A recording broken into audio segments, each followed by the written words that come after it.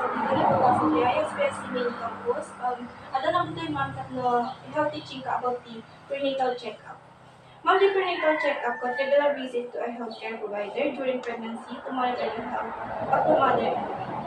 Tapos the nutrition during pregnancy ma'am, dapat mangangkat po ma'am like beans, fish, egg, and also the no kailangan pati calcium ma'am like milk, yogurt.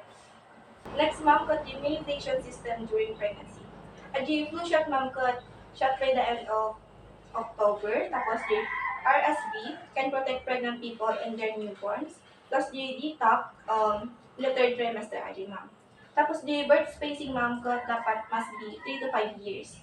Next, that breastfeeding. According to World Health Organization, recommend that babies are start breastfeeding within first hour of birth.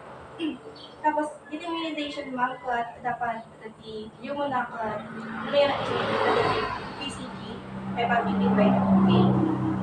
According kiti pamahiin ma'am kat kung pala na ulit natin hindi na baguhan at kada ulit at sila kasi kaya kami kati kawan di para pati kusod hindi ko madali baby kat all mo bugat ang bawal ay di ma'am kasi according kiti na isunod na kanyami all mo ti bawal na like something with the mother.